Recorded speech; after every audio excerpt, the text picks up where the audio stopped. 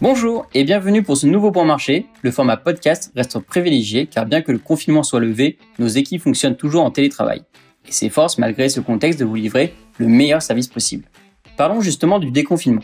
Beaucoup d'informations associent à tort ce mot et cette date de lundi dernier à la notion de reprise, puis de relance. C'est aussi tentant qu'inutile de faire un amalgame, puis de dramatiser sur l'absence d'effet, alors que concrètement, il n'y a que peu de liens économiques entre le déconfinement et la relance de l'économie de tout un pays. Si reprise il y a pour le moment, elle se limite à la reprise des transports pour certains, la reprise des affaires pour une partie du secteur du commerce.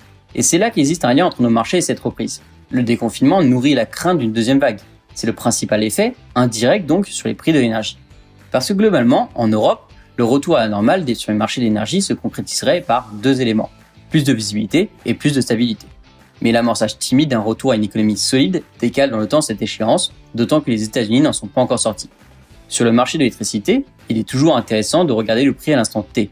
Mais cette semaine, il est intéressant de regarder aussi le sens de la courbe des prix, qui est inversée depuis ce lundi 11 mai. En effet, le prix du CAC 21 a alors augmenté pour rejoindre ceux de 2022 et 2023.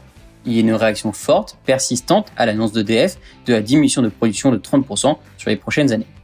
Sur le marché, la faible disponibilité ainsi projetée en début d'hiver prochain déclenche une hausse des prix. Il est certain que les actifs renouvelables auront alors un rôle à jouer. Pour le gaz naturel, notons que le marché du gaz naturel liquéfié est très bas, ce qui peut encourager une baisse des exportations par les pays producteurs.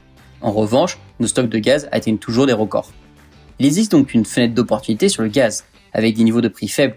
En revanche, il faut observer plus de réserves côté électricité, ce qui implique de garder le contact avec vos interlocuteurs habituels pour bien analyser votre situation. Merci pour votre fidélité et pour votre confiance pendant cette période. Je vous retrouve pour un nouveau point marché comme celui-là d'ici 2 semaines. Restez connectés et à très bientôt.